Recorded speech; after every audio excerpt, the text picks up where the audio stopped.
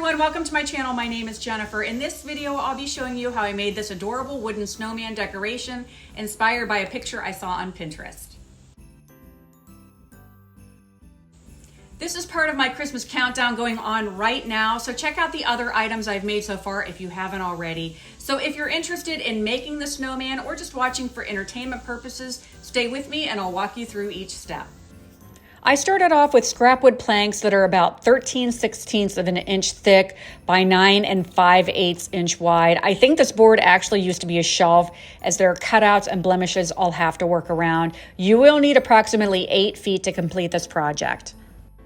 Because I was copying a photo, I had to guesstimate the overall size. My snowman ended up being approximately 48.5 inches high by 9.5 inches wide at the base, but you can make yours any size you'd like. I will include a complete cut list in the description that you can reference. I cut the main body at 32 inches high, figuring I could always trim it off later if it was too long. The original picture looked like it was made from 3 boards connected to each other, and I figured I could get the same look by ripping shallow grooves into this single board. I practiced on the back side for spacing accuracy before flipping it over on the right side and then repeating. I raised my blade about 1/8 of an inch and it gave me the look that I wanted. Next, I had to figure out how wide the neck portion should be. I came in 1 3/4 inches, then drew a line from the bottom up to that point. Using a mini circular saw, I cut off one side, then used it to mark the other side before ripping that one as well.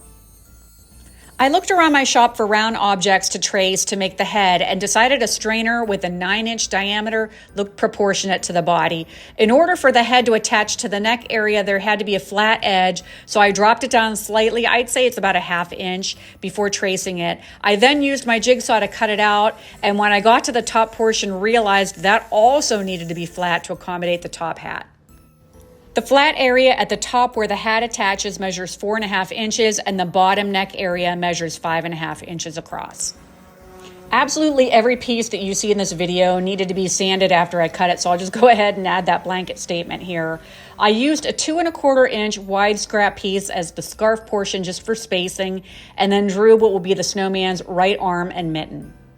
The arms measure 15 inches long from the shoulder to the end of the mittens, and at the widest point of the sleeve, it measures 2.5 inches wide. After cutting it out with my jigsaw, I flipped it over, traced it, and cut out what would be the left arm. Next, I cut little rectangles that measure 1.25 inches wide by 3.5 inches long that will make up the cuffs.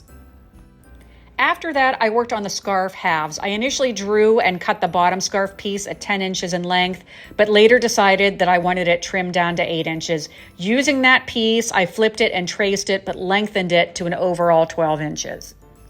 The scarf ends measure 2 inches at the widest point. Again, I know this is a lot of numbers I'm throwing at you. I will include a detailed list in the description for your reference. I wanted a little definition where the knot of the scarf would be, so I scored it slightly with my mini circular saw. The scarf is purposely off-center because I kind of like that look.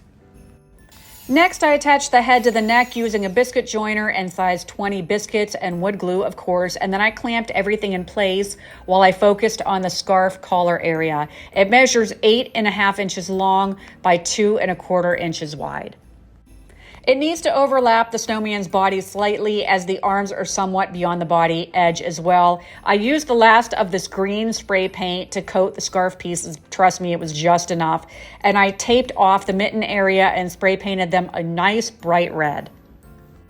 Next, I turned my attention to the top hat. For the brim, I used a section of the leftover scarf collar and cut it to 8 inches in length. For the crown, I drew an angle on a full piece of wood, then freehanded a curved irregular top that measures 8.25 inches high at the longest point and 6.5 inches at the widest point. To duplicate the angle, I implemented my method of flipping the cutoff over as a template and then tracing it. This seems to work well for me, and the hat turned out perfect. To attach it to the body, I found center on each piece and drilled holes through the crown, brim, and later transferred that hole to the top of the head. Using a jig, I started with a small bit, then gradually worked my way up to one that matched the diameter of my dowel pin. I sprayed the top hat with a matte black, being careful to also include the back side and underside of the brim as they will show. Next, I sprayed the snowman's body, arms, and cuffs white, and when all of the paint was dry, I was able to finally begin assembling. This is the really fun part, when you get to see all of the puzzle pieces come together. I used wood glue and 23 gauge pin nails because the holes barely show at all and are really there just to keep the pieces in place until the glue dries.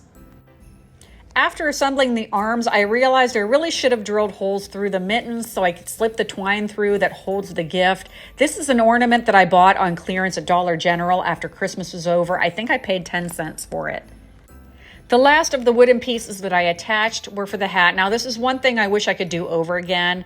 I really should have added additional screws through the brim into the head before attaching the crown to the dowel with glue and pin nails. I didn't think this part through, and later added a reinforcement piece to the back of the head directly below the hat.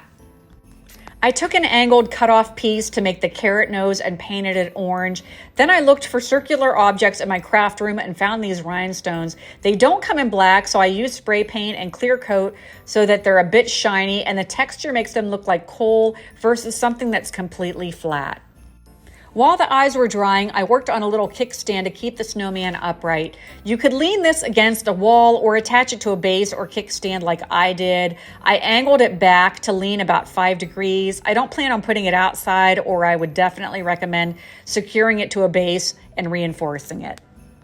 The finishing touches included gluing the facial features on, and I added a natural burlap ribbon hat band and some flower picks with a little package that matches the little gift the snowman is holding. I'm so happy with how cute my snowman turned out and plan to display him in my foyer.